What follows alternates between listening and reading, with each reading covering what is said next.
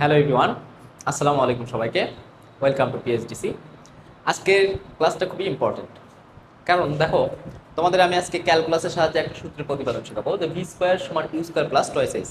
তোমরা এর আগের ক্লাসে দেখেছিলা যে এই সূত্রটা আমরা স্বাভাবিকভাবে বা সাধারণভাবে গতির ফর্মুলাটা কীভাবে প্রমাণ করা হয়, এটা কেমনে করতে হয় সেটা আমি জায়গায় দিয়েছিলাম। তো আজকে যেটা দেখবা যে এটাকে আমরা ক্যালকুলাসের সাহায্যে কীভাবে প্রমাণ করতে পারি। তো দেখো, ক্যালকুলাসের সাহায্যে এটা প্রমাণ করার জন্য তোমাকে আগে যেটা জানতে হবে, ত্বরণ কি জিনিস। আমরা কিন্তু জানি যে ত্বরণ, আমরা ধরে নিলাম যে এইটা হচ্ছে আদি পয়েন্ট এবং এটা হচ্ছে শেষ পয়েন্ট। তাহলে আদি পয়েন্টে টি ইকুয়াল 0 এবং শেষ পয়েন্টে টি ইকুয়াল টি। আদি পয়েন্টের সরণ এস ইকুয়াল 0, শেষ পয়েন্টের সরণ এস ইকুয়াল এস। আদি পয়েন্টের বেগ ইউ ইকুয়াল ইউ, শেষ পয়েন্টের বেগ ভি ইকুয়াল ভি। এবং এই সমীকরণটা অবশ্যই সমত্বরণের, সুষম ত্বরণের। তাহলে এখানে এ কিন্তু কনস্ট্যান্ট, এ কিন্তু কনস্ট্যান্ট, তাহলে এ হচ্ছে ধ্রুবক। আমরা এই এর সাপেক্ষে এটাকে করব। দেখো, যেহেতু এটা সমত্বরণ, তাহলে সমত্বরণের সূত্রে আমরা প্রতিপাদন করতেছি।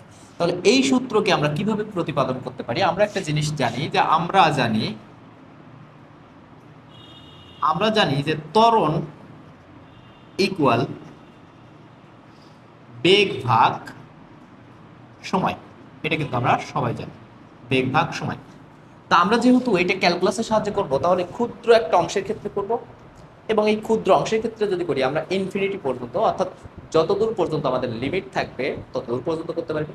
তাহলে ততদূর পর্যন্ত করার জন্য আমরা ছোট্ট একটা অংশ নিলাম। ধরো এই সাপোজ এই অংশটা নিলাম, তো এই অংশটাকে আমরা ধরে নিলাম ডিএস পরিমাণ অংশ। তাহলে এইটুকু যাইতে সময় লাগবে আমাদের ডিটি পরিমাণ। এখন দেখো, আমরা কিন্তু ত্বরণ থেকে বের করব। তাহলে এখানে কিন্তু বেগ হবে ডিভি পরিমাণ। তাহলে ত্বরণ এ ইকুয়াল আমরা পাবো ডিভি ডিটি। এখন এটাকে আরেকটু সিম্পলিফাই যদি করি, আমরা ডিভি ডিএস ডিএস ডিটি। এখন এইখানে দেখো DS by DT, DS by DT এইটা ইকুয়াল আমরা ভি লিখতে পারি। তাহলে আমরা লিখব ডিভি ডিএস ভি। দেখো, এটা কিন্তু আমরা পাচ্ছি, তাহলে এটা পাইলাম। এখন আমরা যদি আর গুণ করি, বা এটাকে গুণ করলাম, A DS equal V DV, ভিকে একটু সামনে নিয়ে আসলাম। জাস্ট এই সমীকরণটাকে আমরা এখন ইন্টিগ্রেশন করব। কার মধ্যে ইন্টিগ্রেশন করব? দেখো তো, এই যে আমাদের লিমিট দেওয়া আছে, এই লিমিটের মধ্যে। ত্বরণ তো সমত্বরণ, তাহলে এটাকে আমরা বের করলাম। এস এর লিমিট দেখো 0 থেকে শুরু করে এস পর্যন্ত, তাহলে 0 থেকে এস পর্যন্ত ডিএস ইকুয়াল। এবার দেখো, এটা তো ভির সাপেক্ষে, তাহলে ভির লিমিট কত? ইউ থেকে ভি পর্যন্ত। তাহলে এটা ইউ থেকে ভি পর্যন্ত, ভি ডিভি। আমরা একটু এই সাইডে আসি। তাহলে দেখো, এই সমীকরণকে বা এই ডিএস কে ইন্টিগ্রেশন করলে পাবো এস। তাহলে এখানে হবে এস লোয়ার লিমিট এবং আপার লিমিট ইকুয়াল। এরপরে দেখো, ভি কে ইন্টিগ্রেশন করলে পাবো আমরা V square divided two lower limit U, upper limit V.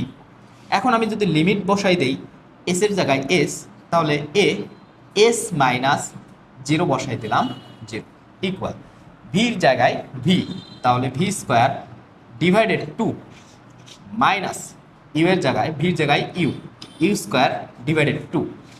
তাহলে আমরা কিন্তু পাই এএস, এখানে এএস ইকুয়াল, এইখান থেকে দেখো তো ডিভাইডেড টু, তাহলে থাকে V square minus U square, লসাগু করলাম। এখন যদি আমি এই 2 দিয়ে এটাকে গুণ করি, তাহলে কিন্তু পাবো 2as equal V square minus U square. U স্কোয়ারকে এই পাশে পার করলে কিন্তু আমরা পাচ্ছি, দেখো 2as plus U square equal V square. অতএব ফর্মুলা কিন্তু হয়ে গেছে ভি স্কোয়ার। তাহলে ফর্মুলাটা দেখো, অতএব কিন্তু আমাদের এখানে দেখো এই V square equal U square plus two A S A S. দেখো, এই সূত্রটাই কিন্তু আমরা আবার ক্যালকুলাসের সাহায্যে প্রমাণ করলাম। তাহলে দেখো, এই সূত্রটাই কিন্তু আমরা এটা প্রমাণ করলাম। আশা করছি সবাই বুঝতে পারছো। ধন্যবাদ সবাইকে, আবার দেখা হবে অন্য কোনো ক্লাসে।